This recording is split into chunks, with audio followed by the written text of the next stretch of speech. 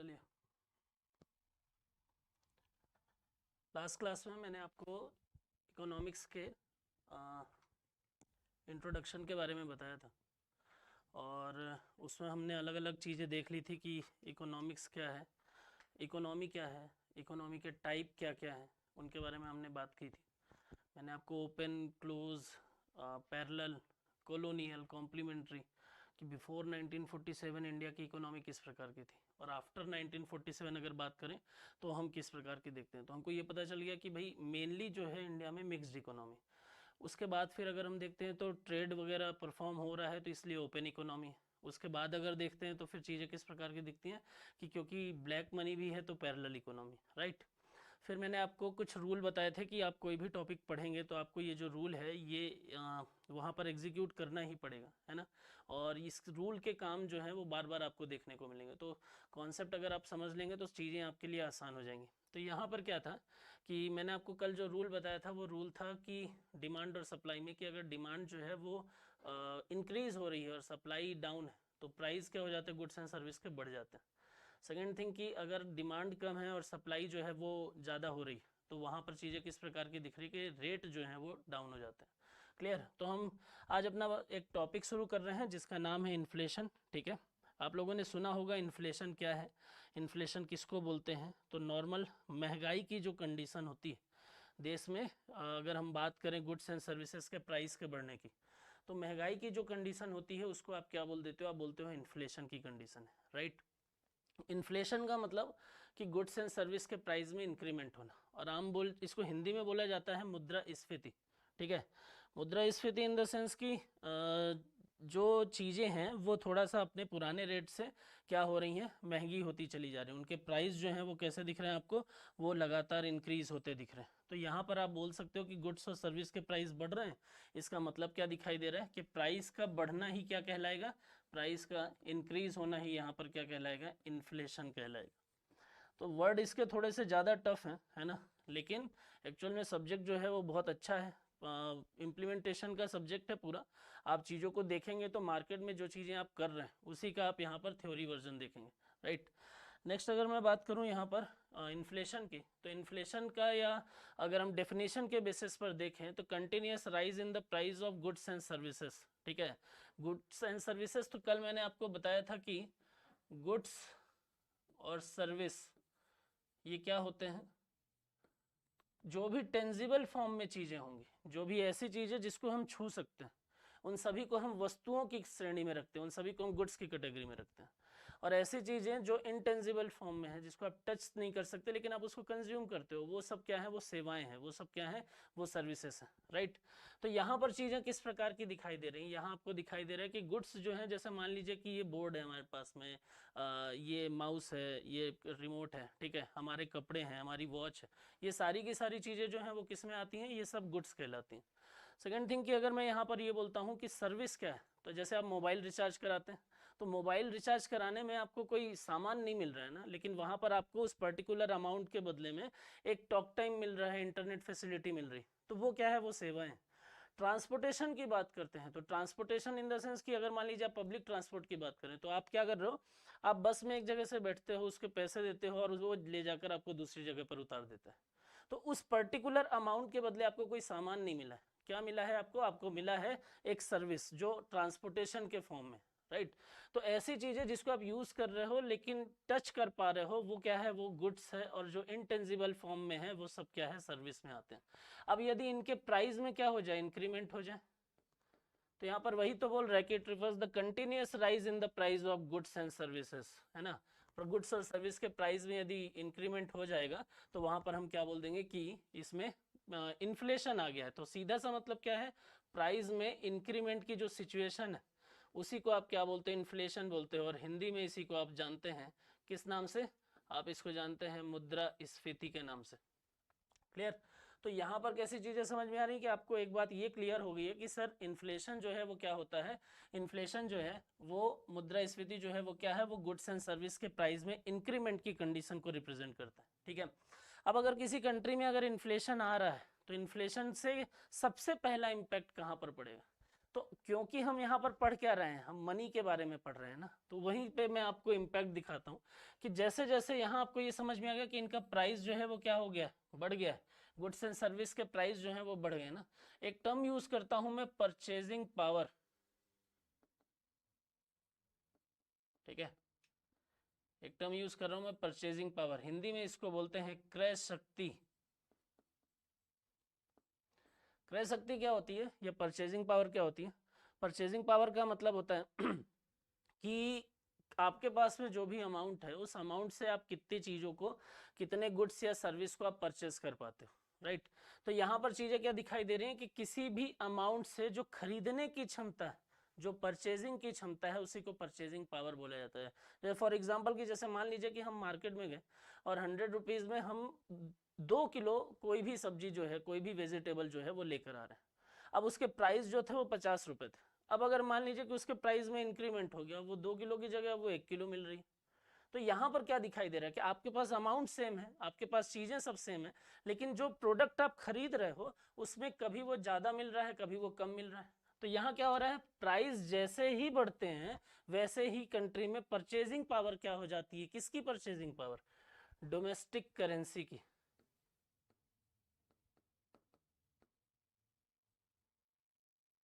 किसकी purchasing power? Domestic currency की।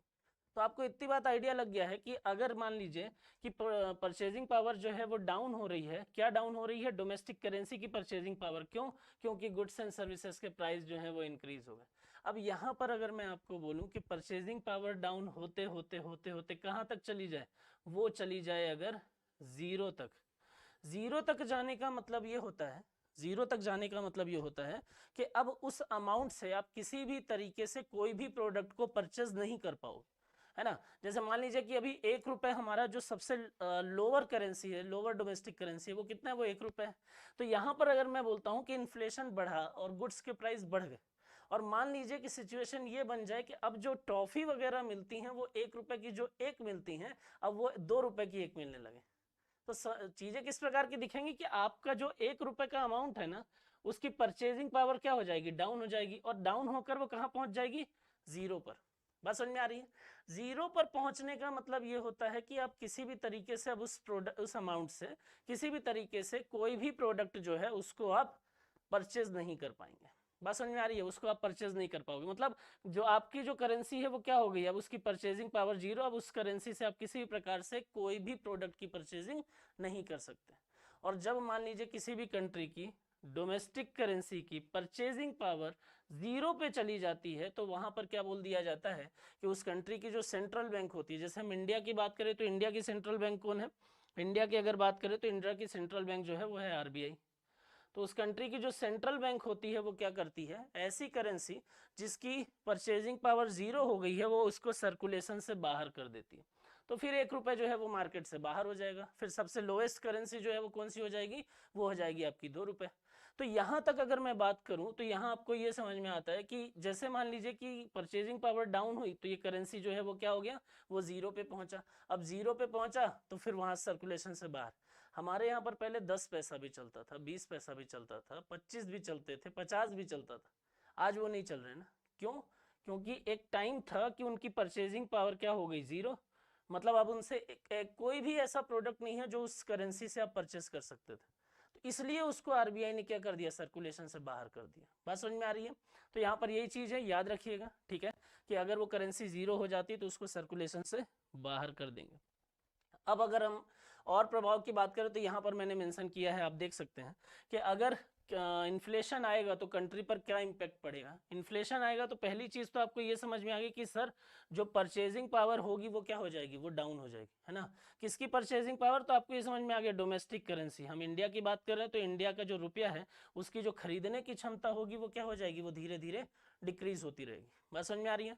Next अगर हम बात करें तो यहाँ पर आपका जो सेविंग होगा वो धीरे धीरे डाउन हो जाएगा। क्यों? क्योंकि फॉर एग्जांपल कि जैसे मान लीजिए कि एक व्यक्ति, अब ये व्यक्ति क्या करता है, ये अर्निंग करता है कितनी, इसकी सैलरी जो है वो कितनी है, मान लेते हैं 1 लाख रुपए।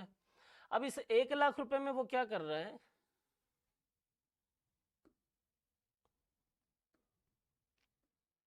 इस 1 लाख रुपए में वो क्या कर रहा है, इस 1 लाख रुपए में उसका जो खर्चे हो रहे हैं वो हो रहे हैं, मान लेते हैं महीने के 70,000 रुपए। ठीक है, हम मान लेते हैं कि उसका महीने का खर्चा कितना है, 70,000 रुपए का, तो उसकी सेविंग कितनी होती चली जाएगी, उसकी सेविंग हो जाएगी 30,000 रुपए। बात समझ में आ रही है। अब अगर मान लीजिए कि यहाँ पर क्या हो रहा है, इनकम इतनी ही है, एक्सपेंडिचर बढ़ गया, क्यों, क्योंकि आपके रूम का रेंट बढ़ गया है, क्योंकि आपकी दूसरे प्रोडक्ट जो है उनके कंजम्पशन इंक्रीज हो गए हैं। तो यहाँ पर चीजें किस प्रकार की दिखाई दे रही है कि आपका 70,000 की जगह अब आपके खर्चे कितने होने लगे, आपके खर्चे जो है वो 80,000 होने लगे। तो आपकी जो सेविंग है वो कितनी हो जाएगी अब, 20,000 रुपये। तो धीरे धीरे आपकी सेविंग पर क्या इंपैक्ट पड़ रहा है, वो डाउन होती चली जा रही है। बात समझ में आ रही है। तो इंपैक्ट के फॉर्म में जब आप देखोगे, जब आप इन्फ्लेशन की इंपैक्ट को देखोगे, तो सबसे पहले तो आपको नजर आएगा कि परचेजिंग पावर डिक्रीमेंट हो रहा है, और उसके बाद आपको नजर आएगा कि जो सेविंग होगी वो सेविंग भी कैसी हो जाएगी, उसमें डिक्रीमेंट देखने को मिलने लगेगा। अब तीसरा पॉइंट मैंने लिखा है कि यहाँ जो आपका एक्सपेंडिचर होगा, यहाँ पर जो आपका खर्च होगा, वो खर्च क्या हो जाएगा, वो बढ़ जाएगा। बात समझ में आ रही है। पहले मान लीजिए कि पहले आपका महीने का खर्चा जो था वो कितना था, 15,000 रुपए था, है ना। अब आपके रूम का रेंट बढ़ गया, आप जो प्रोडक्ट कंज्यूम कर रहे हो, जो वेजिटेबल्स वगैरह हैं, जो मैन्युफैक्चर्ड आइटम है, या जो सर्विस का कंजम्पशन कर रहे हो, उसकी वजह से चीजें किस प्रकार से हो गई कि अब आपके ये जो एक्सपेंडिचर है वो कितने हो गए, वो मान लेते हैं हम 30,000 रुपये हो गया। तो ये क्या हो रहा है, आपके एक्सपेंडिचर में इंक्रीमेंट हो जाएगा, आपके जो खर्चे हैं वो कैसा हो जाएगा, इंक्रीज हो जाएंगे। यहाँ पर लिखा हुआ है बैंक रेट ना, बैंक इंटरेस्ट रेट जो है वो इंक्रीज हो जाएंगे। क्यों इंक्रीज हो जाएंगे, तो आपने सुना होगा कि जैसे ही मार्केट में इन्फ्लेशन की सिचुएशन आती है, जैसे ही मार्केट में इस तरीके की स्थिति बनती है कि वहां पर इन्फ्लेशन आया है, तो आप लगातार सुनते हैं कि आरबीआई जो है, जैसे अभी अभी आपने देखा होगा आरबीआई ने अपने रेपो रेट में 30 बेसिस पॉइंट इंक्रीज कर दिए, है ना। आपने क्या देखा कि आरबीआई ने अपने 30 बेसिस पॉइंट के रेपो रेट में इंक्रीज कर दिए। तो इसका मतलब क्या है कि इन्फ्लेशन जैसे ही आएगा तो आरबीआई चाहेगी कि मार्केट में कम पैसा जाए, है ना। और वो जब कम पैसा जाएगा और वो अपने रेट को बढ़ाएगी, तो यहाँ पर चीजें इस प्रकार से चलती है ना कि जैसे मान लीजिए कि हमको फंड की रिक्वायरमेंट है, तो हम क्या करते हैं, हम जाते हैं बैंक के पास में, ठीक है। और अगर कस्टमर, अगर बैंक से हम लोन लेते हैं तो उसके बदले हम उसको देते हैं इंटरेस्ट, और अगर बैंक को फंड की रिक्वायरमेंट है तो वो कहाँ जाता है, वो जाता है आरबीआई के पास। आरबीआई से वो लोन लेता है तो उसके बदले वो देता है इंटरेस्ट। ये इंटरेस्ट डिसाइड करेगा कि आपका ये वाला रेट कितना होगा। बात समझ में आ रही है। तो यहाँ पर जब इन्फ्लेशन आता है, तो मैंने आपको बोला कि आरबीआई अपने रेट्स में क्या करती है, इंक्रीमेंट करती है। तो बैंक को इस टाइम ड्यूरेशन पर आरबीआई से लोन लेना क्या हो जाता है, महंगा हो जाता है। जब ये महंगा हो गया तो बैंक क्या करती है, बैंक यहाँ जो इंटरेस्ट ले रही है उसको भी इंक्रीज कर देती है। तो ये बात तो क्लियर होगी कि अगर इन्फ्लेशन की सिचुएशन होगी तो वहां पर क्या स्थिति बनेगी, वहां पर आरबीआई जो भी वहां पर बैंक जो आपको फाइनेंस करेगा, आपको जो लोन देगा, उस लोन के बदले वो आपके इंटरेस्ट में इंक्रीमेंट कर देगा। अगर यहाँ 30 बेसिस पॉइंट का इंक्रीमेंट हुआ, इट मीन्स कि 0.30%, है ना। क्यों, क्योंकि 100 बेसिस पॉइंट को बोला जाता है 1%। बात समझ में आ रही है। 100 बेसिस पॉइंट को बोलते हैं 1%। तो 30 बेसिस पॉइंट के अगर 0.30% का क्या हुआ इंक्रीमेंट रेपो रेट में, तो उसके कारण से यहाँ पर, तो यहाँ वही चीज मैं आपको बता रहा हूँ कि जो बैंक रेट है ना, बैंक रेट इन्फ्लेशन के केस में इंक्रीज हो जाएंगे, और आपको बैंक से लिया गया जो लोन है, पहले भी आपने जो लोन लिया उसका इंटरेस्ट रेट बढ़ जाएगा, और जो आप नया लोन लोगे मार्केट से वो भी क्या हो जाएगा, इंक्रीज हो जाएगा। बात समझ में आ रही है। तो यहाँ पर चीजें जो है वो इस प्रकार से देखने को मिलती हैं। नेक्स्ट अगर मैं आपसे बात करूं तो हमारे पास में एक टर्म है जिसको हम बोलते हैं नायरू। नायरू का मतलब है non accelerating inflation rate of unemployment. Non accelerating inflation rate of unemployment का क्या मतलब है, आपने कभी सोचा है कि जो गवर्नमेंट है वो जो एम्प्लॉयमेंट या जो वैकेंसी निकालती है ना, वो ऐसा क्यों नहीं करती है, वो इस प्रकार से चीजें क्यों नहीं करती है कि वो बस निकाल दे, क्योंकि अभी वो 500 निकाली, फिर वो 500 निकाली, फिर वो 1000 निकाली, फिर वो 2000 निकाली, वो क्या कर रही, सेगमेंट में चीजों को लेकर चल रही। बात समझ में आ रही है? तो अगर हम ये सोचें कि सरकार जो है वो हर साल ऐसा क्यों नहीं करती, सरकार ऐसा जो है वो हर साल बस ये कर देना कि अलग अलग टाइम ड्यूरेशन पे जो दे रही है उसको एक साथ में दे दे, है ना। तो यहाँ पर चीजें किस प्रकार से, अगर आप पॉलिटिकल पॉइंट छोड़ दें तो इकोनॉमिक पॉइंट में आपको एक चीज बता दूं कि गवर्नमेंट एम्प्लॉयमेंट जनरेशन के लिए जिस कॉन्सेप्ट का यूज करती है उस कॉन्सेप्ट को आप बोलते हैं नायरू, है ना। पॉलिटिकल कॉन्सेप्ट अगर आप छोड़ दें तो इकोनॉमिक पॉइंट ऑफ व्यू से जब आप सोचोगे तो आपको चीजें किस प्रकार की दिखेंगी कि government economic point of view से अनएम्प्लॉयमेंट को दूर करने के लिए जिस प्रकार के कॉन्सेप्ट का यूज करती है उसको बोलते हैं नायरू। नायरू का मतलब होता है non accelerating inflation rate of unemployment. Full form अगर समझ में आ गया तो आपको ये अपने आप नॉन एक्सेलरेटिंग इन्फ्लेशन, है ना, आप उस रेट से अनएम्प्लॉयमेंट को दूर नहीं करोगे जिस रेट से अनएम्प्लॉयमेंट दूर करने से इन्फ्लेशन जो है वो एक्सेलरेट हो जाए। बात समझ में आ रही है? तो अब कैसे अनएम्प्लॉयमेंट को दूर करने से इन्फ्लेशन कैसे बढ़ सकता है, तो यहां पर मैं आपको ये बोल रहा हूं कि जैसे मान लीजिए कि अलग अलग व्यक्ति हैं, ठीक है। अब अलग अलग व्यक्ति में से कुछ लोग जो हैं ये रोजगार में था, ये रोजगार में था, ये रोजगार में था, ठीक है। और अगर मैं बोलूं कुछ ज्यादा लोगों को हमने रोजगार दे दिया, इसलिए और ज्यादा लोगों को लाने की जरूरत पड़ रही है। अब देखिए यहाँ पे, अब मैं आपको ये बोल रहा हूँ कि यहाँ की जो मैक्सिमम पॉपुलेशन है वो अनएम्प्लॉय दिखाई दे रही, ठीक है। अब यहाँ पर अगर ऐसा है कि ये तीनों जो है वो एम्प्लॉयमेंट में आपको दिखाई दे रहे हैं, ठीक है, लेकिन ये तीनों जो ये बाकी के जितने हैं वो कैसे हैं, वो अनएम्प्लॉय।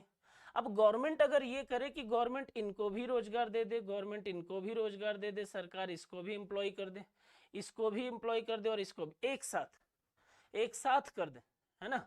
तो अगर एक साथ कर देगा तो इनके पास में सोर्स ऑफ इनकम जो है वो क्या हो जाएगा, बन जाएगा। और सोर्स ऑफ इनकम जैसे ही बना तो इनके पास में क्या आएगा, इनकम होगी, इनकम से आएगा पैसा और पैसे से आएगी डिमांड। बात समझ में आ रही है? तो जितने ज्यादा लोगों को आप एक साथ रोजगार दोगे, जितने ज्यादा लोगों को आप एक साथ एम्प्लॉयमेंट दोगे, उतनी ज्यादा डिमांड एक साथ मार्केट में आपको देखने को मिलेगी।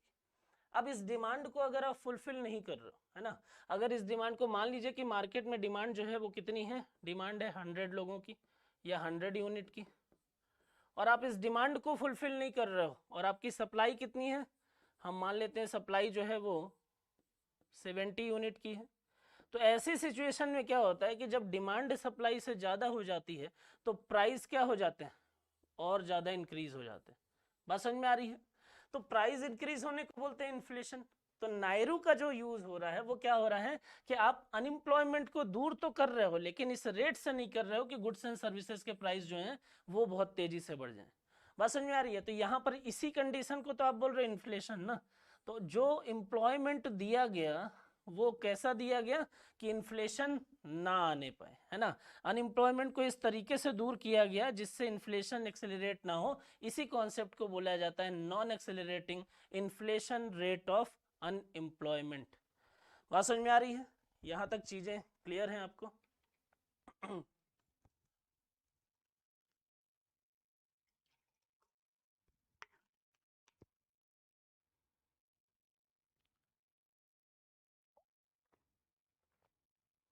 चलिए आगे बात करें अगर हम इसके, अगला आता है कॉजेज ऑफ इन्फ्लेशन ना। कॉजेज ऑफ इन्फ्लेशन या मुद्रास्फीति का कारण क्या क्या हो सकता है, किस वजह से देश में महंगाई जो है वो देखने को मिल सकती है, किस तरीके से अगर हम बात करें तो किस तरीके से क्या क्या रीज़न हो सकते हैं जिससे गुड्स एंड सर्विसेज के प्राइस जो हैं वो इंक्रीज हो सकते हैं। तो एक एक करके मैं आपको बताता हूँ कि रीज़न क्या क्या हो सकते हैं। सबसे पहले बोलता है डिमांड पुल इन्फ्लेशन, इसको हिंदी में बोला जाता है मांग प्रेरित मुद्रास्फीति। नाम से आपको थोड़ा थोड़ा आइडिया लग रहा होगा कि आखिर ये होते क्या। सेकेंड आ जाता है यहाँ पर कॉस्ट पुश इन्फ्लेशन, हिंदी में बोलते हैं लागत प्रेरित मुद्रास्फीति, और स्ट्रक्चरल इन्फ्लेशन जिसको बोला जाता है संरचनात्मक मुद्रास्फीति। अब इसमें देखिए किस तरीके की चीजें। पहली चीज ये बोल रही है कि demand pull inflation. Demand pull inflation का मतलब यहाँ पर आपको किस तरीके से दिखाई दे रहा है कि अगर गुड्स एंड सर्विस के प्राइस में जो इंक्रीमेंट हो रहा है वो इस वजह से हो रहा है क्योंकि मार्केट में डिमांड इंक्रीज हो गई है। बात समझ में आ रही है?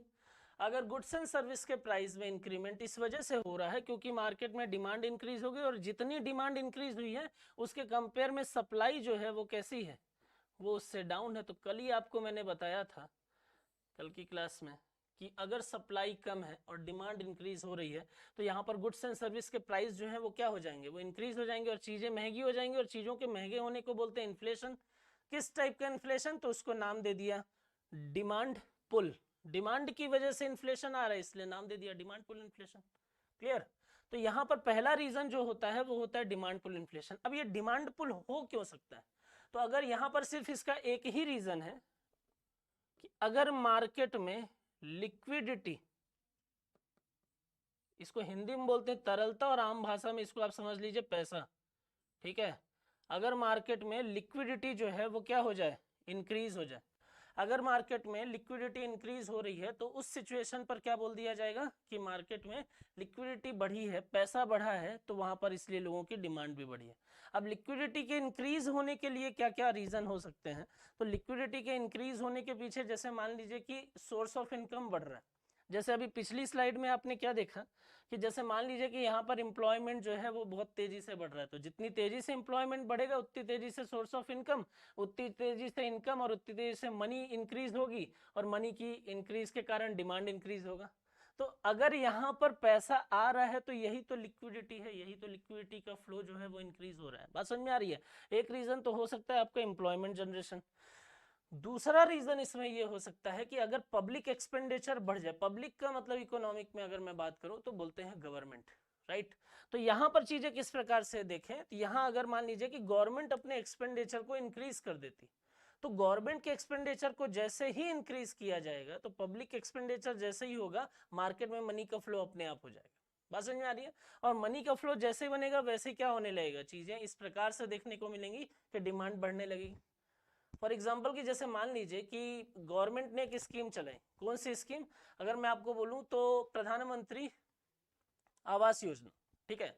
अब गवर्नमेंट की इस प्रधानमंत्री आवास योजना में किस प्रकार की चीजें, तो गवर्नमेंट ने बोला कि देखो ऐसा है, हम अपार्टमेंट बना रहे हैं, हम उसमें आपको रख देंगे, है ना, आपको एक एक घर जो है वो प्रोवाइड कर दिया जाएगा। लेकिन दूसरा क्या बोल रहे हैं, छोटे छोटे जगहों पर कि आपको हम फंड दे रहे हैं, आप अपने आधार पर क्या करो, चीजों को डिमांड करो, अपने आधार पर घर जो है वो बनाइए। तो यहाँ पर क्या हो रहा है कि गवर्नमेंट प्रधानमंत्री आवास योजना के तहत पैसे दे रही है, सबके पास पैसे पहुंच रहे हैं, हर कोई जो है वो डिमांड कर रहा है, और जैसे ही डिमांड में इंक्रीमेंट हुआ वैसे क्या हो गया, प्रोडक्ट के प्राइस बढ़ गए। तो पब्लिक एक्सपेंडिचर जब जब होगा, जब जब सरकार के खर्चे जो हैं वो बढ़ेंगे, उस कंडीशन में क्या बढ़ेगी, लिक्विडिटी बढ़ेगी। तो दो रीजन तो आपको समझ में आ गया कि सर अगर एम्प्लॉयमेंट बढ़ता है तो भी लिक्विडिटी बढ़ सकती है, और दूसरा रीजन आपको समझ में आ गया कि अगर गवर्नमेंट एक्सपेंडिचर में इंक्रीमेंट होता है तो भी लिक्विडिटी जो है वो क्या हो सकती है, इंक्रीज हो सकती है। ये भी आपको समझ में आ गया। तीसरा रीजन यहाँ पर अगर मैं देखूं तो वो बोलता है कि सर अगर बैंक का इंटरेस्ट जो है वो कम हो जाए। अगर मान लीजिए कि बैंक जो है वो आपको 7% के रेट से लोन दे रहा है, और फिर कुछ दिन के बाद बैंक जो है वो आपको 6% के रेट से लोन दे रहा है, तो यहाँ पर बैंक का रेट ऑफ इंटरेस्ट क्या हो गया, डाउन हो गया। और बैंक का रेट ऑफ इंटरेस्ट जैसे ही डाउन होगा वैसे क्या देखने को मिलेगा कि थ्योरी ऑफ इलास्टिसिटी याद आ जाएगी, मांग की लोच का सिद्धांत याद आ जाएगा। कि सर ने कल बताया था कि सर अगर थ्योरी ऑफ इलास्टिसिटी है, अगर रेट कम होते हैं गुड्स एंड सर्विस के तो उसका कंजम्पशन बढ़ जाता है, अगर कोई भी चीज के प्राइस कम होते हैं तो चीजें जो हैं वो क्या हो जाती हैं, कम हो जाती हैं, बस चीजें जो हैं वो सस्ती हो जाती हैं, और सस्ती होने के कारण उनकी डिमांड इंक्रीज होने लगती है। तो अगर यहाँ पर इस तरीके की स्थिति होगी कि रेट ऑफ इंटरेस्ट कम हो गया तो हर व्यक्ति जो है वो क्या करेगा, वो बैंक से लोन की डिमांड करेगा, और बैंक से लोन अगर मिल रहा है, लोन अगर मार्केट में आ रहा है, तो इसका मतलब क्या है कि मार्केट में लिक्विडिटी जो है वो इंक्रीज हो रही है ना। इसी लिक्विडिटी के इंक्रीज होने के कारण तो इन्फ्लेशन की सिचुएशन बन रही है। तो यहाँ इन सभी केस में अगर मैं आपको ये बोल रहा हूँ कि इन सभी केस में लिक्विडिटी जो है वो इंक्रीज हो रही है, तो लिक्विडिटी के इंक्रीज होने के कारण डिमांड इंक्रीज हो रही है, और डिमांड के बढ़ने से गुड्स एंड सर्विस के प्राइस जो है वो इंक्रीज हो रहे हैं, और डिमांड के बढ़ने से ये चीजें हो रही है, इसलिए नाम क्या दे दिया, डिमांड पुल इन्फ्लेशन, या इसको बोल दिया मांग प्रेरित मुद्रास्फीति। बात समझ में आ रही है? इसको क्या बोल दिया? मांग प्रेरित मुद्रास्फीति, है ना। पहला पॉइंट तो आपको क्लियर हो गया। सेकेंड पॉइंट पे चलते हैं, ठीक है।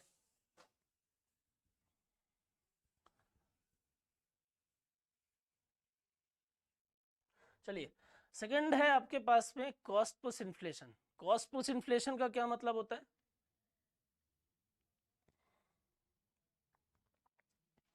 कॉस्ट पुश इन्फ्लेशन का मतलब होता है कि जैसे मान लीजिए कि कोई प्रोडक्ट, ठीक है, जैसे मान लीजिए कि यहाँ पे देखिए आप,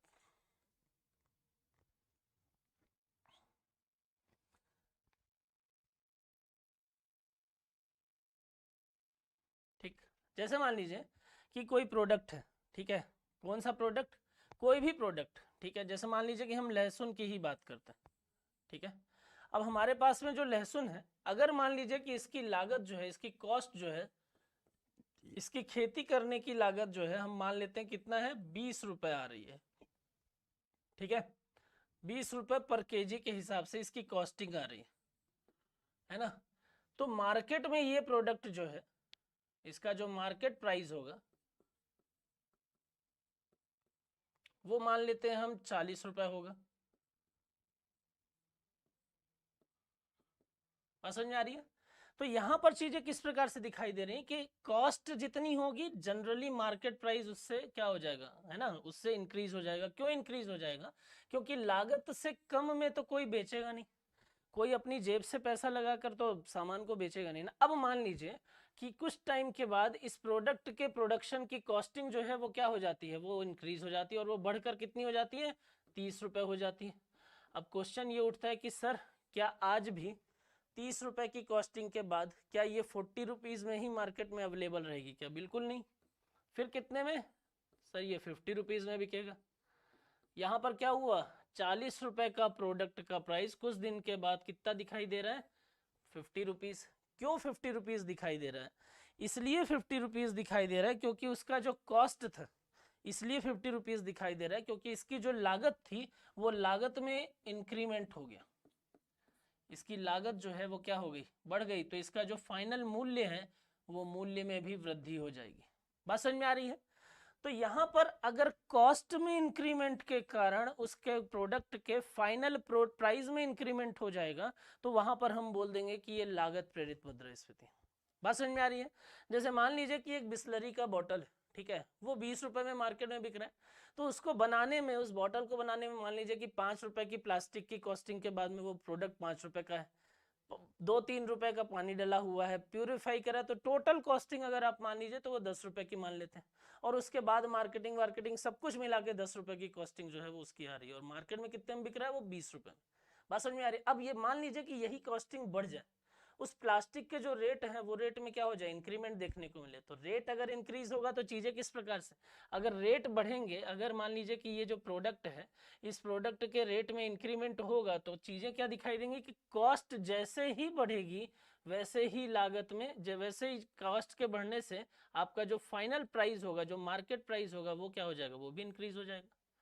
तो एक बात तो ये समझ में आ गई कि डिमांड के कारण इन्फ्लेशन आ रहा है, और दूसरी बात ये समझ में आ गई कि भाई कॉस्ट जो है उस कॉस्ट के कारण भी चीजें किस तरीके से दिखाई दे रही हैं कि अगर लागत में वृद्धि हुई तो फाइनल प्रोडक्ट अपने आप महंगा हो जाएगा। इसका एक बेहतर एग्जांपल आप और समझ सकते हैं कि जैसे पेट्रोलियम है ना, पेट्रोल और डीजल के रेट जो है वो अप डाउन होते रहते हैं। अब अगर मैं आपको ये बोलूं कि हमारे यहाँ का जो प्रोडक्शन है वो डिपेंड करता है किस पर, डीजल पर, ठीक है। अब डीजल के रेट जो हैं, जैसे इंडस्ट्रीज वगैरह सब कुछ मान लेते हैं कि डीजल बेस्ड है ना, तो अब डीजल के जो रेट हैं यहाँ पर वो मान लेते हैं हम कितना, 100 रुपीज। तो डीजल के रेट 100 रुपीज होने के कारण जो फाइनल प्रोडक्ट की कॉस्टिंग आ रही है वो बोल सकते हैं कि 150 आ रही है, ठीक है। और ये मार्केट में सेल हो रहा है 200 पर। यहाँ डीजल के रेट में होता है इंक्रीमेंट, कितना इंक्रीमेंट होता है, ये इंक्रीमेंट होता है आपका मान लीजिए 120। तो यहां से यहां भी इंक्रीमेंट हो जाएगा, ये हो जाएगा 230 के बराबर। बात समझ में आ रही? तो यहाँ पर कॉस्ट क्यों बढ़ी, यहाँ पर प्राइस, फाइनल प्रोडक्ट के प्राइस क्यों बढ़े, क्योंकि उस प्रोडक्ट के लागत में इंक्रीमेंट हो गया। बात समझ में आ रही? तो जैसे ही लागत बढ़ेगी वैसे ही फाइनल प्रोडक्ट बढ़ गया। अब यहाँ लोग खरीदें या नहीं खरीदें, लेकिन लागत से नीचे तो प्रोडक्ट बिकेगा नहीं।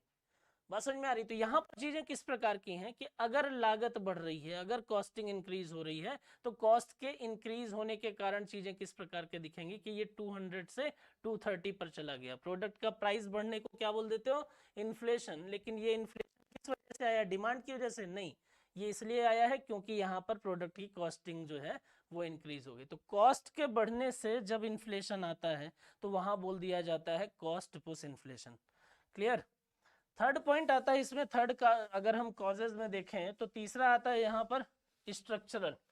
स्ट्रक्चरल में एक्चुअल में दो चीजें दिखाई देती हैं। ठीक है, कौन सी दो चीजें? तो यहाँ पर स्ट्रक्चरल इन्फ्लेशन में पहला आता है आपके पास में स्टोरेज, और दूसरा आता है ट्रांसपोर्टेशन। ठीक है, पहला आता है यहाँ स्टोरेज और दूसरा आता है ट्रांसपोर्टेशन। स्टोरेज की अगर मैं बात करूं तो स्टोरेज में सामान्य तौर पर ये सप्लाई साइड प्रॉब्लम कहलाती है ना। ठीक है, इसके कारण से अगर मैं ब्लैक मार्केटिंग बोलूं,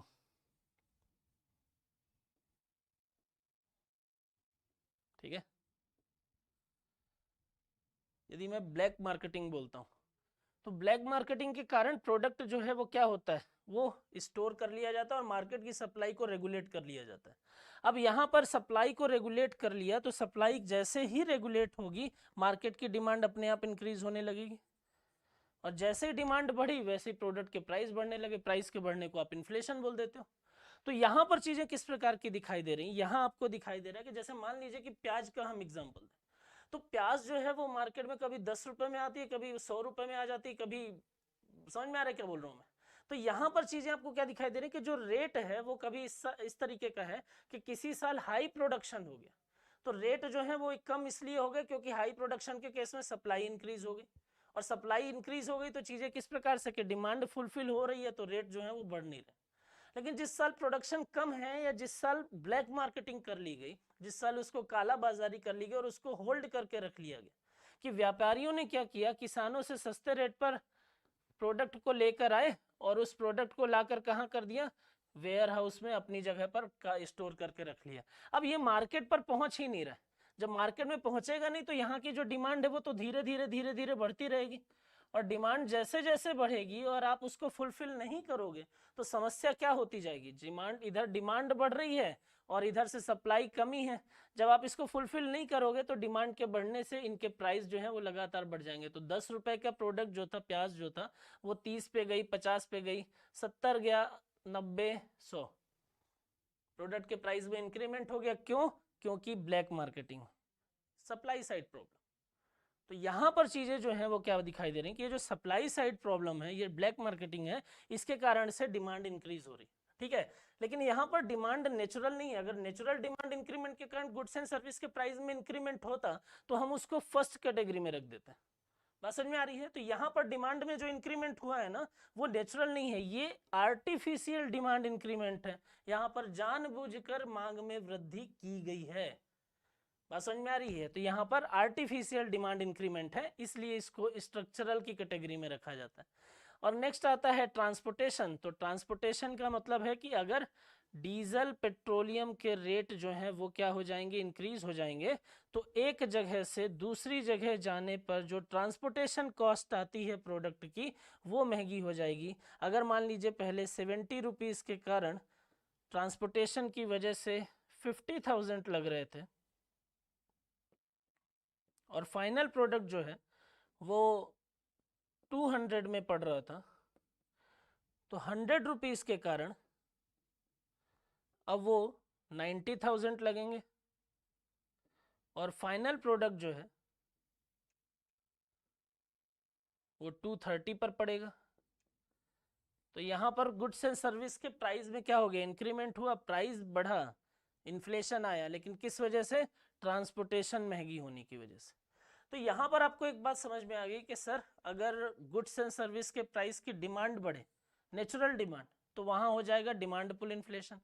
सर अगर उसकी कॉस्ट इंक्रीज हो रही है, डिमांड है मार्केट में नहीं है, उससे फर्क नहीं पड़ता है, तो वहां पर आप बोल दोगे कि कॉस्ट पुश इन्फ्लेशन है, तो आप बोल दोगे सर लागत प्रेरित। यहाँ पर डिमांड से बहुत ज्यादा फर्क नहीं पड़ रहा है, यहाँ फर्क किससे पड़ रहा है, लागत से, है ना। नेक्स्ट आप बोल दोगे कि ये स्ट्रक्चरल, तो आप बोलोगे सर स्ट्रक्चरल की अगर बात करें तो स्टोरेज और ट्रांसपोर्टेशन, इनके कारण से गुड्स एंड सर्विस के प्राइस में इंक्रीमेंट होगा, और इनके कारण से यहाँ पर उनके जो चीज़ें होंगी वो किस प्रकार से दिखेंगी, वो प्राइस बढ़ते हुए नजर आएंगे। प्राइस जैसे ही बढ़ेगा उस कंडीशन को हम बोल देंगे इन्फ्लेशन आया। तो आपको यहाँ तक चीजें समझ में आ गई, आपको ये समझ में आ गया कि कॉजेज क्या है, कॉजेज ऑफ इन्फ्लेशन क्या है। तो तीन रीजन मेनली देखने को मिलते हैं, एक डिमांड पुल, कॉस्ट